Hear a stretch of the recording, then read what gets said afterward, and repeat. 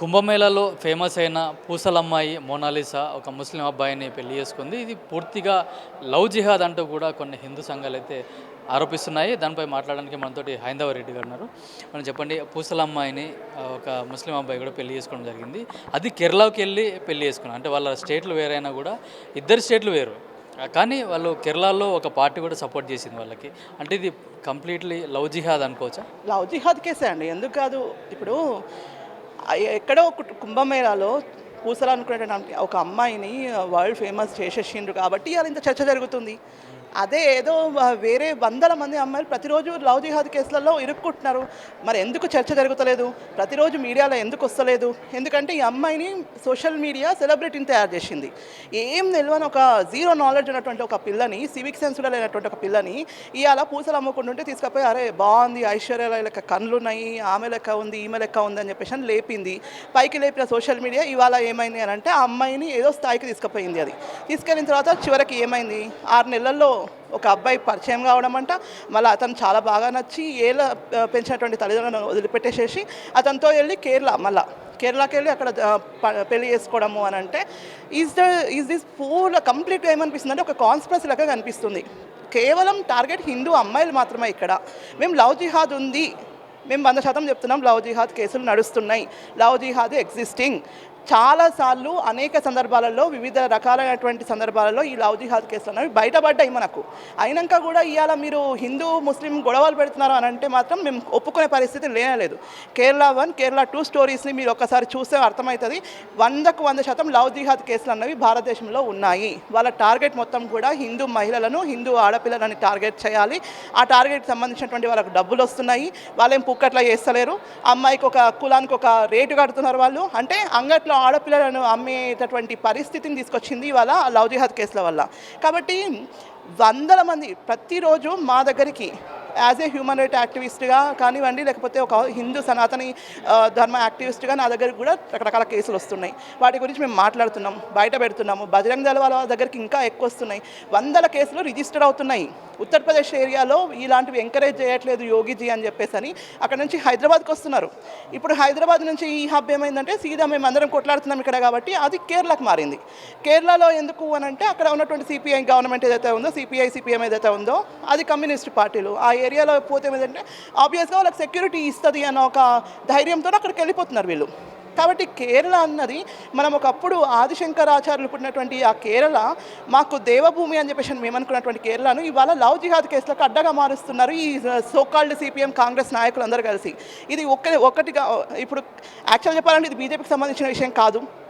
ఇది మాకు కేవలం మా ధర్మం గురించి, మా సనాతన ధర్మం మీద జరుగుతున్నటువంటి దాడి. ఇది 100% మేము ఖండిస్తాం. ఇది ఖండించడం కాదు, బేసికల్గా మన హిందూ అమ్మాయిలను కాపాడుకోవడానికి మేము 100 విధాల ప్రయత్నం చేస్తున్నా కూడా ముఖ్యంగా చేయాల్సింది ఎవరంటే తల్లిదండ్రులే. ఇళ్లలో ఉన్నటువంటి తల్లిదండ్రులు వాళ్ళ పిల్లలు ఎటుపోతున్నారు, ఏం చేస్తున్నారు, ఎవరితో స్నేహం చేస్తున్నారు, ఎవరితో ప్రేమలో ఉన్నారు, లేదు అని అంటే మీరు ఏ విధంగా చేస్తున్నారని చెప్పేసి ఒకసారి కనిపెట్టాల్సినటువంటి అవసరం ఖచ్చితంగా ఉంది.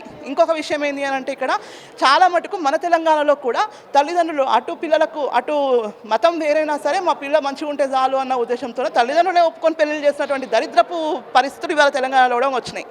దానికి కారణం ఇక్కడ ఉన్నటువంటి ప్రభుత్వాలు ఏంటో మనకు అందరికీ తెలిసిన విషయమని. కాబట్టి ఏమంటామనంటే ఓవరాల్గా మన ధర్మం, మన హిందూ ఆడపిల్లలను కాపాడుకోవడానికి 100% ప్రయత్నం చేస్తాం. ఈ మోనాలిసా విషయంలో చూసుకోండి, 6 నెలల్లో ప్రేమ అయిందండి. 20 ఏళ్ళు పెంచినటువంటి తల్లిదండ్రులకు నీకు లెక్కలేదు. 6 నెలల్లో ఎవడో వచ్చి నీకు ఏదో చూపించిండు కాబట్టి నాకు విపరీతమైన ప్రేమ పెరిగిపోయింది, నాకు 60 ఏళ్ళ ప్రేమ కనిపించింది అందులో అని చెప్పేసి అని మాట్లాడతారా? 2 రోజులు అయితే అన్నీ దిగిపోతాయి. దిగినాక ఏ డ్రామ్లోనో ఏ ఫ్రిడ్జ్లోనో బయటకు పడినప్పుడు అప్పుడు తెలుస్తుంది జనాలకు అందరికీ కూడా. అంటే ఈమె ఇప్పుడిప్పుడే ఫేమస్ అవుతుంది, బాలీవుడ్లో కూడా ఎంట్రీ ఇస్తుంది, సినిమాలు తీస్తుంది. కాబట్టి ఈమెను వాళ్ళకు అనుగుణంగా మలుచుకొని ఆమె దగ్గర నుంచి ఏమన్నా ఫైనాన్షియల్గా లాక్కోవడానికి ఇదంతా ప్రయత్నం చేశాను అనుకోవచ్చు. ఒకటండి, ఆ అమ్మాయిని నమ్మి ఆ పిల్లని తీసుకొచ్చి ఒక స్టార్ని చేయాలనుకున్నటువంటి ఒక డైరెక్టరే మాట్లాడిండు. ఈ అమ్మాయి కంప్లీట్గా కూడా లవ్ జిహాద్ కేసులో ఇరుక్కపోయింది.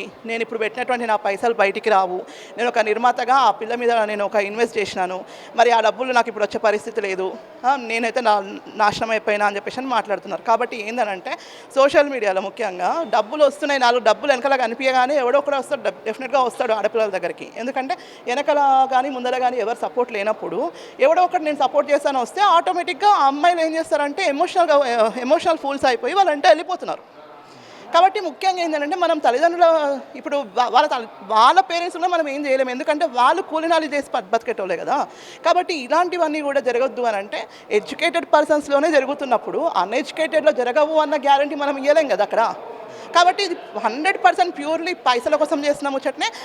వాడు అప్పటికప్పుడు ఆమెను చూసిందంటే ఆమె ఆన్లైన్లో ఇద్దరు లవ్ చేసుకున్నారంట, పెళ్లి చేసుకున్నాము, ప్రేమించుకున్నాము, పెళ్లి చేసుకున్నాము అని చెప్పేసి అని మాట్లాడుతున్నారు కదా. 6 నెలలు అవుతుంది తెలుస్తుంది ముచ్చట ఏంది అన్నది. ఇవాళ మనం డిస్కషన్ చేసుకోవాల్సింది ఒక మోనాలిసా గురించి కాదు. అలాంటి మోనాలిసాలు మన దేశంలో లక్షల మంది ఇవాళ కన్వర్ట్ అవుతున్నారు. అలాంటి మోనాలిసాలు లక్షల మంది ఇవాళ కనబడకుండా పోయిండ్రు. అలాంటి మోనాలిసాలు లక్షల మంది ఇవాళ మత మార్పిడులకు గురి అయిన తర్వాత కూడా మళ్ళీ తిరిగి స్వధర్మంలోకి రావడానికి ప్రయత్నం చేస్తున్నారు. అందులో ఒక భాగంగానే మొన్న మిస్ వరల్డ్లో ఎవరో ఆమె నేను తప్పైంది, నేను మళ్ళీ నా ధర్మంలోకి నేను వస్తాను అని చెప్పేసి వచ్చేసింది, ప్రెస్ మీట్ పెట్టి చెప్పింది. అంతకుముందుకు మా దగ్గరికి ఇక్కడ తెలంగాణలోనే చూసుకోండి, ఒక అమ్మాయి నన్ను అసలు లవ్ జిహాద్కి మీరు తురుకోవాలని నమ్మకండి, వాళ్ళంటేనే ఇట్లాంటి పనులు చేసిన వాళ్ళు ఈ యొక్క వర్గాన్ని నమ్మొద్దు అని చెప్పేసి అని గొంతు చించుకొని అరిచింది ఆ అమ్మాయి. మరి ఎవరికి చలనం లేదెందుకు, మరి తన దాకా వస్తే కానీ ఎవరికి విషయం తెలియదు అన్నట్టు ఇవాళ ప్రతిసారి మేము మాట్లాడమే అవుతుంది. ఇక్కడ లవ్ జిహాద్ జరుగుతుంది జరుగుతుంది జరుగుతుంది అని చెప్తుంటే ఏమైపోయింది అంటే జనాలకి వీళ్ళకేం పని లేదు, వీళ్ళు బీజేపీ వాళ్ళు, వీళ్ళు ఏబీవీ వాళ్ళు, వీళ్ళు బజరంగ్ దళ్ వాళ్ళు, ఈ సంఘం వాళ్ళు కాబట్టి ఇట్లనే మాట్లాడతారని చెప్పేసి అని అనుకుంటున్నారు. కానీ కాదమ్మా, చెప్తున్నాము, హెచ్చరిస్తున్నాము ఆడజాతి మొత్తానికి కూడా, మీరు ధర్మాన్ని కాపాడుకోకపోతే మాత్రం మీ యొక్క మానాన్ని కాపాడేటోడు ఎవడు కూడా ముందుకు రాలేడు. కాబట్టి ఖచ్చితంగా హిందూ ఆడపిల్లలందరూ కూడా సురక్షితంగా ఉండాలి అని కోరుకుంటాము 100%. తల్లిదండ్రులకు కూడా మా హెచ్చరిక ఇది. మేమేం సూచనలు చేస్తలేము, బరాబర్ హెచ్చరిస్తున్నాము అందరికీ కూడా. లవ్ జిహాద్ కేసులు పెరుగుతున్నాయి ప్రతిరోజు, ప్రతి గల్లీలో కూడా వాళ్ళు టార్గెట్ చేసుకున్నారు, హిందువులను టార్గెట్ చేసుకొని ఈ పనులు చేస్తున్నారు. కాబట్టి మేము మొన్న అంతర్జాతీయ మహిళా దినోత్సవం సందర్భంగా కూడా నేను మా ఏరియాలో అవేర్నెస్ తీసుకురావాలని చెప్పేసి ఒక హోర్డింగ్స్ పెట్టడం జరిగింది. అక్కడ కేరళ స్టోరీ 2 చూడండి, కేరళ 1 స్టోరీ చూడండి ఖచ్చితంగా. ఎందుకనంటే ఫీల్డ్లో పనిచేస్తున్నటువంటి మాలాంటి వాళ్ళ మాటలు మీరు నమ్మకపోతే మాత్రం రేపు నీ కన్న కూతురు ఇంట్లో నుంచి బయటికి వెళ్ళిపోయి పరాయి మతముని పెళ్లి చేసుకుంటా అంటే మాత్రం ఇది కన్నీరే మిగులుతుంది తప్పితే ఆనంద బాష్పాలు ఏం రావు ఎవరికైనా కూడా. అయితే ఒక బాధ్యతాయుత పదవిలో ఉన్న గవర్నమెంట్ ఎంప్లాయీ రిజిస్ట్రార్ కూడా బ్యాక్ డోర్ నుంచి కూడా ఎవరైతే లవ్ జిహాద్ చేస్తున్నారో వాళ్ళకి సపోర్ట్ చేసుకుంటా అసలు టైం కంటే ముందే వాళ్ళకు పెళ్ళిళ్ళు చేసి పంపిస్తున్నారని చెప్పేసి కూడా మన సోషల్ మీడియాలో కూడా వీడియోస్ బాగా వైరల్ అయిపోయింది. అండర్ ఏజ్ పిల్లలకు పెళ్ళిళ్ళు చేస్తున్నారు. ఇవాళ ఈ అమ్మాయి కేసే తీసుకోండి, మోనాలిసా అనే వ్యక్తి మొన్న 16 ఏళ్ళు ఉన్నాయని చెప్పేసి అమ్మాయికి ఒక సంవత్సరంలో 18 ఏళ్ళు ఎట్లకెళ్ళి వస్తాయండి, 2 ఏళ్ళు ఎట్లా పెరుగుతాయి అసలుకి? అంటే రాంగ్ అనమాట. ఇదంతా కూడా కావాలని చెప్పి వెనకాల డబ్బులు ఇచ్చి వాళ్ళని కరప్టెడ్ ఉంటారు ఎట్లయినా కూడా ఆఫీసర్లు. అది వీళ్ళకి ఆయుధంగా మారుతుంది. డబ్బులు ఇవ్వడం, వాళ్ళతో దొంగ సంతకాలు పెట్టించుకోవడము, పెళ్ళిళ్ళు చేయించడము. తర్వాత అది వాళ్ళు ఎటైనా పోని వీళ్ళకి సంబంధం లేదు. అంటే సమాజంలో బాధ్యత లేదు ఎవరికి కూడా. సమాజంలో ఉన్నటువంటి ఈ ఆఫీసర్లు ఎవరైతే ఉన్నారో సావరెనిటీ కాపాడుతాం, మేము సార్వభౌమతాన్ని కాపాడుతాము, ఈ యొక్క ఇంటిగ్రిటీని కాపాడుతాం అన్నటువంటి ఈ యొక్క సోకాల్డ్ గవర్నమెంట్ ఎంప్లాయీస్ ఎవరైతే ఉన్నారో, అయితే అన్ని దగ్గరలో ఇట్లా ఉన్నారని కూడా మనం చెప్పలేము. ఎందుకంటే కొన్ని రాష్ట్రాలలో మాత్రం, కేరళ లాంటి రాష్ట్రాల్లో పర్టికులర్ టార్గెట్ పెట్టుకొని మరి ఇలాంటివి అన్నీ కూడా చేస్తున్నారు అక్కడ. కాబట్టి మనం ఆ రోజు కేరళ స్టోరీ స్టార్ట్ అయింది అందుకని చెప్పి. అట్లా వందల మంది బయటికి వచ్చి మేము ఇట్లా బాధితులం ఉన్నామండి, మేము చెప్పింది వాస్తవము, మీరు నమ్మండి అని చెప్పేసి అని అంటే కూడా ఇవాళ జనాలు ఇంకా స్టిల్ మీరు చెప్తున్నది అంతా అబద్ధము, మీరు ఎవరినో తీసుకొచ్చి చూపిస్తున్నారు అని అంటే బాధితులు వాళ్ళు అనుభవించినటువంటి వాళ్ళ యొక్క బాధను మనకు చెప్తే కూడా మనం అర్థం చేసుకునే పరిస్థితులలో ఉన్నాం ఇవాళ. కాబట్టి ఏం లేదు, రాజకీయం కాదు ఇది.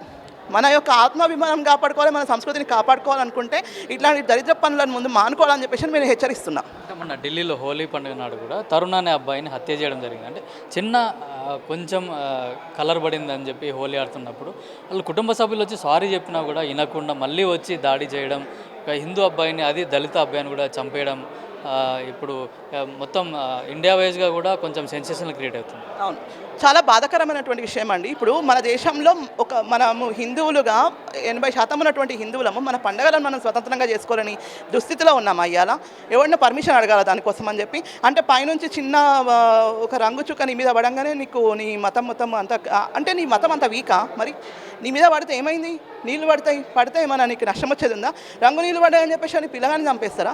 ఇప్పుడు ఎలా పిల్లగాని తీసుకొచ్చి ఇస్తారా చెప్పండి? మరి ఇల్లును ఊలగొట్టిరని చెప్పి మాట్లాడుతున్నారు కదా, మరి వాళ్ళు ఆ ఇల్లుని మేము రేపు కట్టుకోవడానికి వస్తుంది కానీ రేపు పిల్లగాడు వస్తారా మరి ఆవేశం అండి ఎవరికైనా కూడా ఈ ఆవేశాలు ఉండొద్దు ఎప్పుడైనా ఏ మతం అయినా కానివ్వండి కాకపోతే ఏంటంటే అందరికీ ఎవరి మతానికి తగ్గట్టు వాళ్ళు అందరికీ పనిచేసుకునే అవకాశం ఉంది అందరు పండుగలు చేసుకోవచ్చు ఈ దేశం అన్నదే మనము సార్వభౌమ మనం అనుకుంటాం కదా సో కాన్స్టిట్యూషన్ వైజ్గా ప్రతి ఒక్కరికి కూడా రైట్ ఉంటుంది కానీ ఇట్లాంటి నీచపు పనులను చేయడం అనేది తీవ్రంగా ఖండిస్తున్నాము ఇప్పుడు మేము ఎన్ని ధర్నాలు చేసినా పిల్లగాడైతే తిరిగిరారు కానీ దయచేసి ఇంకొకసారి మాత్రం ఇట్లాంటి సంఘటనలు జరగకుండా చూసుకునే బాధ్యత మాత్రం ఖచ్చితంగా భారతదేశ పౌరులపైన ఉంది అని చెప్పేసి నా ఉద్దేశం. అంటే మిగతా వాళ్ళందరూ కాఫీర్లు అని అంటున్నారు. ఇప్పుడు అదే ఎవరైతే వాళ్ళ తరుణ్ని చంపిన వాళ్ళనో వాళ్ళు కూడా హోలీ పండుగ నాడు కూడా రంగులు అమ్మినట్టు కూడా మనకు తెలుస్తూ ఉంది. అంటే రంగులు అమ్మి డబ్బులు సంపాదించుకునేటప్పుడు కాఫీర్లు గుర్తురారు కానీ వాళ్ళకు చిన్న కలర్ పడినందుకు వెళ్ళి వాళ్ళని చంపేయడం జరిగింది. వాళ్ళకు వాళ్ళ మతమే ముఖ్యం, వాళ్ళకు వాళ్ళ బిజినెస్సే ముఖ్యం. వాళ్ళ బిజినెస్ కోసం వాళ్ళ మతం కోసం వాళ్ళు మనల్ని చంపే స్థాయికి వచ్చిండ్రు అని అంటే ముందు హిందువులకు బుద్ధి ఉండాలి, మనకు ఉండాలి బుద్ధి.